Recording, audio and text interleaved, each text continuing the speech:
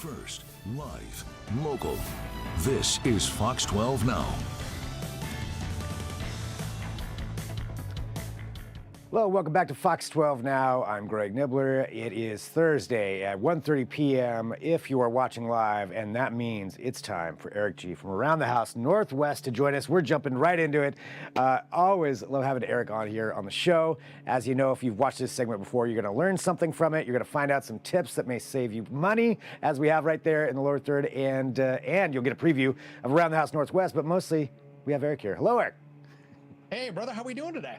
Doing good. Let me turn you up a little bit there, and doing great. I am, as always, looking forward to these segments because I do learn something each time. But when you said you wanted to talk about how to save money, I feel like that's something that a lot of people would be interested in. I do want to mention too, we are live on Facebook and YouTube, so if people do have questions, feel free to drop those in. I'll take a look at it, and we can ask Eric directly. But mostly, I want to listen to what Eric's advice is right now. Man, I tell you what, saving money's big because, as we know, geez, nothing's getting cheaper out there, right? I mean, it's brutal. It's brutal. So expensive for everybody. So I came up with some great tips for you guys out there that want to save some money here. And one of them is a heat pump water heater, is what they call a hybrid water heater. So if you think about what a heat pump does for your house, where it exchanges heat inside and outside and makes it cooler or warmer, it's the same thing with your water heater. So like at my house, I took a 40-gallon gas water heater and put in an 80-gallon heat pump water heater, and that saves me about $200 a year just in heating costs going from that. And that's a big deal. Yeah, that's huge. And plus, it's not like those heating costs are going to go down, so that's saving money on top of that. That's pretty great. It is. And it's what's really cool about it is that they use this heat pump technology, which is a little bit slower than what a gas water heater or an electric one would be, but they're hybrids. So it'll go into an electric mode if you've got like family over the holidays or you're using a bunch of water, it'll go into that so it'll recover quickly. But the cool thing is like Energy Trust of Oregon, for instance, they got a $700 rebate on that. So it helps you put that in and save you some money. So when you're changing out that water heater, if you can save a couple $100 a year every year, and if you've got a water heater that say lasts 10 or 15 years, that pays for itself pretty quickly. Yeah, definitely. And a rebate on top of that to take advantage of that while that's out there. That's another great thing to do. Anytime you use somebody else's money, you're better off, right? Yes, 100%. I agree with that. So saving money with the water heater, great idea. And that's for anybody out there, especially right now, if you're thinking about that, getting a new water heater, there's some good advice. That's a good one right there. The next one up is replacing that old toilet in your house. So you think about it, we used to have toilets in the 70s and even 80s that used about 6 gallons per flush at maximum. There's a lot that were 3, there's some that did 6. And so on average, if you change to one of the new toilets right now that actually work really well, that saves you about 13,000 gallons of water a year. Whoa. And water is not cheap. No. So, a couple $100 again. And you think about all of your water usage in your house, that's about 30% of it is what you're flushing down the toilet. It saves you that many gallons. And how much are those toilets, like generally? You get what you pay for with a toilet. So, my favorite brand, and just to talk brands for a second, I like the Toto ones. You get those not at the home centers, but you get your plumbing, supply store. What I like about those toilets is they actually have a self-cleaning kind of feature. So they actually put another micro ion coating on the bottom of the inside of it. So when you flush it, nothing sticks to it. So it's clean. And then they have them now that go under a gallon flush. And so with that, you get something that works really well. And maybe you have to clean it, maybe once a month if you're good, So it's a great way that's almost a self-cleaning toilet, as close as you're going to find. Cool. All right. So another great way to save some money on that. And, again, water's expensive. So saving that many and to gallons. answer your question, though, to spend money on a good toilet, you'll spend about $350 on up. I mean, if anybody's seen with the new bidet toilets, and Toto makes some good ones as well of those, so do a lot of other companies. But a bidet toilet like that, if you could put one of those in with the heated seat and that kind of stuff, you can spend, as much as you want to spend. It can be more than your first car, depending on what you get. But you can spend $3 or $4 grand for a nice bidet toilet on up. And you'll also save on the toilet paper because the average American spends $182 per person on toilet paper a year. All right. So a lot of ways to save money then, right there. There is right there. Yeah. Now, taking it out of the water in the bathroom, another good one is having that HVAC tune-up. So if you go in and make sure that you have your furnace tuned up every year, and they make sure and get that gas or the electric dialed in on it, that can save you some serious money. Because if that's not working great coming into winter, that's going to cost you some serious money. Yeah. Yeah. And now's the time to do it before they start getting really busy, I would imagine. Well, you know what happens, right? We don't get the tune-up, we don't get it cleaned up, and the first time that it gets to be, 20 degrees outside, the furnace is having to run at 100%, and it doesn't have 100% to give. So that's when those things fail, and then you're in line with everybody else trying to get the repairs that are doing the exact same thing. Yep. Do it now. Yep. And talk to your service provider, get a service contract on it. It'll usually save you money. That's another tip too, is get into that annual agreement where they do that. And a lot of them, when you get into that agreement, if you do have a breakdown, they might not charge you for like the premium weekend night rate or the emergency rate. So sometimes you can get discounts and get to the front of the line on repairs. And you'll want to take advantage of that if you're having that kind of an issue. Yeah, and with what those systems are costing now, they've gone up. What was a $5,000 system, 7 to 10 years ago is now a $25,000 system. So take care of it. It's like changing oil in your car. Well, these are all really good ones that everybody can kind of check off right now and take a look through and see if you could do any of those. Any other ones? Yeah, get yourself a home energy monitor. And I have one that's in my house that I've had for a number of years called Sense, S-E-N-S-E. Okay. And it monitors my entire electrical system and tells me what I'm using real time for electricity. So how do you install that? Like, how does it monitor that? Yeah, so what you do is you take off the cover of your electrical panel, and if you aren't comfortable with this, hire an electrician. But you're all going to do is just going to clamp some of these clamps right around the two lines that come into your house, the two hot wires that are coming in, and then another wire goes in and pulls off a breaker, and then you hook it into your Wi-Fi, and it uses artificial intelligence because, as you know, everything in your house, when you plug it in, makes a little bit of a background noise electronically.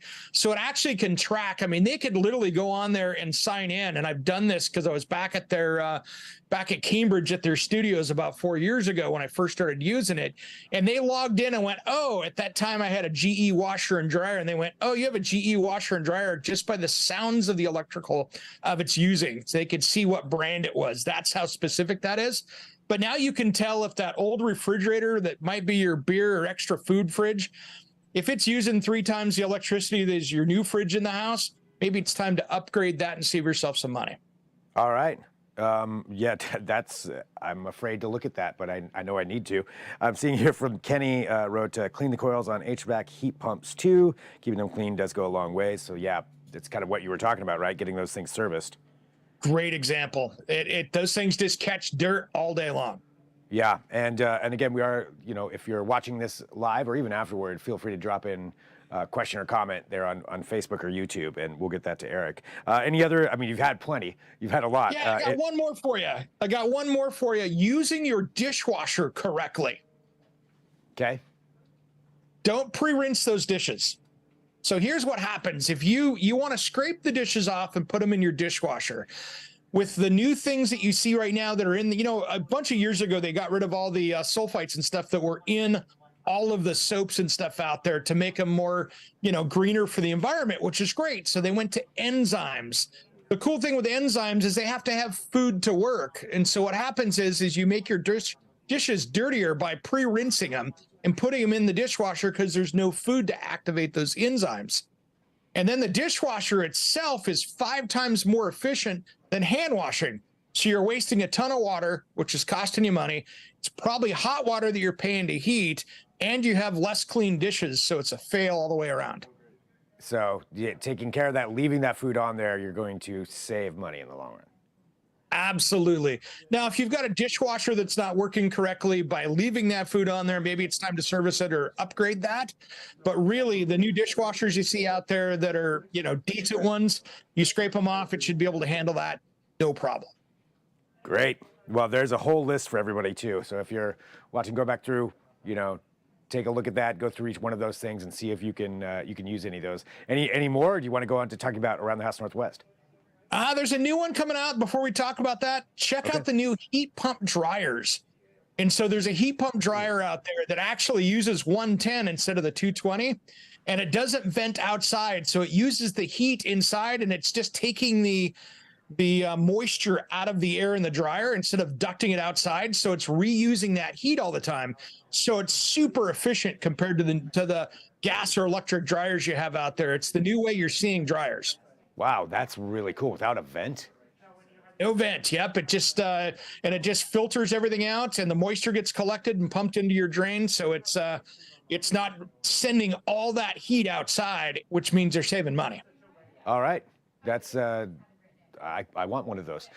So really, really good stuff right there, and in the long run saves you money. All right, let's talk about Around the House Northwest. What are we looking at this week?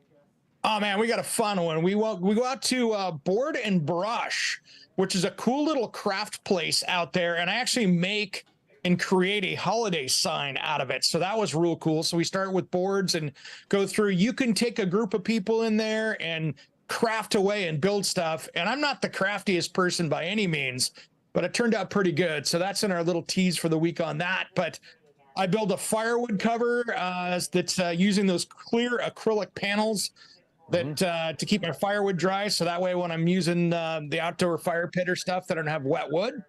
And then I've got a great interview with Ross Trethui, who is the home tech expert for This Old House and Ask This Old House. So he's on the show. And then we also go out and talk to my friend Tina over at Floor and Decor about tile trends, about these huge tiles that are now 4 feet and bigger that you can use in your home. 4-foot tiles. You got it. Wow. How do you not break those? I'd be worried that I would drop it and break it while I'm trying to install it. Yeah, that's a 2-person job. And I mean, it's seriously, it's one of those things that it is not easy. And some of those things are actually as big as 4 foot by 6 foot now. Whoa. That's, I definitely want to see what that looks like. Check that out. And all that's just on this week's episode.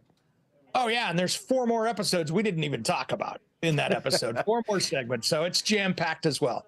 As always, great stuff. Always so many different things to watch on there. I don't know if maybe we should make people wait to watch it. I'll give you one more. So I okay. went out and one little piece that I went out and found. It's a new product that came out about a year or 2 ago, but it's really cool. If you're changing out that fence post or putting in a big, maybe you're putting in a new mailbox out front, it's a foam product that you basically mix up, and it replaces 100 pounds of concrete, and it sets up in about 3 minutes. And so it expands out and sets a post, and works really well. In 3 minutes? Yeah. Basically, it's a little bag, and you break it open, almost like how you do those heat packs where you break it open, you cut the end off, and it foams up. And I actually, in the show, I took a 5-gallon bucket, and it filled up and kind of went out over the top. That's how much foam comes out of that, and it takes care of 2 bags of concrete. So you just dig your hole, you put your post in it, and then dump that in, and then it's set Hold it like for that? 3 minutes, and you're good. Wow. Okay, that's much better than a whole bunch of concrete. Yeah. Well, and that's on this week's episode. So if everybody wants to watch that, you can find out more about it and how to take advantage of that. But there's, that's just a little bit of what's on this week's episode of Around the House Northwest. And let's remind everybody when and where they can watch that. Sounds good, brother. Yeah, 10 a.m. on Saturday on Fox 12 Plus, and then it will re-air at 6 p.m. on Sunday, and then back again on Friday morning at 8 a.m., all on Fox 12 Plus. And plus, you can watch segments as well. There's a lot of clips that are on the Fox 12 Oregon YouTube channel. Go there, take a look at all those. I think you said it's over 100? We got over 200, working 200? our way up towards 225 now, yep. Yeah, so lots of things there to go through and check out all of those. But definitely watch this week's episode to see just the things that Eric talked about and all the stuff he didn't talk about that you don't want to miss. So that's all on that. Well, Eric, it's great every week having you on here to talk about this stuff and learn about these things. So appreciate it. And yeah, thanks, man. Appreciate the time, brother. And we'll go ahead and keep going here for everybody who's watching live. Again, this is Fox 12 now. And if this is your first time, Thanks for joining us. We're here every weekday starting at 1 p.m. Pacific, and then throughout the rest of the day, we have lots of other content that we have. So I would suggest watching on the app, which is you can download the Fox 12 Oregon app from any of the app stores, or if you're watching on Roku or Apple TV or Fire TV, download the Fox 12 Oregon app there. Then you can live stream this from that. You can watch segments from there as well. There's a Fox 12 Now row. You can check out our videos and our interviews. And yeah, it's a great way to watch the show and just know that you're on that. And we have exclusive stuff that also airs on there as well. So that's my recommendation. Send me an email, Fox12 Oregon, or Fox12Now at KPTV.com, Fox12Now at KPTV.com. If you have a suggestion for a segment or something you'd like to see on this show, a conversation, a deeper dive with one of our reporters, any of those things can happen. So send me that email, and we'll talk about it, see what we can do. But that's it for right now. I will talk to you soon. I'm Greg Nibbler. This is Fox 12 Now.